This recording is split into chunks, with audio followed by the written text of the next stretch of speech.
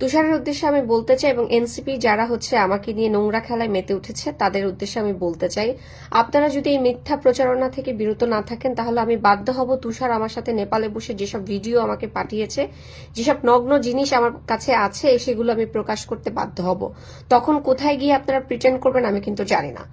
আমি ওয়ার্ন করছি, আমি জনসম্মুখে চাই তুষার যেন আমাকে সরি বলে। এই যে আমি যা কিছু প্রকাশ করতেছি সেগুলো কিন্তু বানোয়াট কিছু না।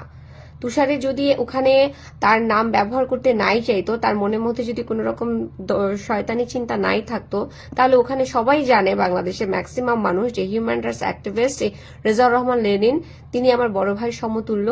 আমি তাকে সমস্ত কিছু শেয়ার করে এবং আমার এই বিপদে শুধু ডিবির লোক না, এনসিপির লোক না, লেনিন ভাইও সেদিন উপস্থিত ছিলেন। তাহলে আমার গার্ডিয়ান হিসাবে যদি গার্ডিয়ানের নামই হয় তাহলে লেনিন ভাইয়ের নামটা কেন দিল না? সেখানে সাদিয়া উপস্থিত ছিল, সাদিয়া নারী নেত্রী এনসিপির, তার নাম কেন দেওয়া হলো না? এই সমস্ত বিষয়গুলো আপনারা কথা বলছেন না, অন্য বিষয়গুলো নিয়ে কথা বলছেন যে বিষয়গুলো কাজের না। যদি আপনারা আমাকে সরি না বলেন, দুঃখ প্রকাশ না করেন, ভুল করেছেন সেটা স্বীকার না করেন, তাহলে আমি বাধ্য হব আমার কাছে তুষারের যে সমস্ত ভিডিও এবং ছবি আছে সেগুলো প্রকাশ করে দিতে। Thank you so much.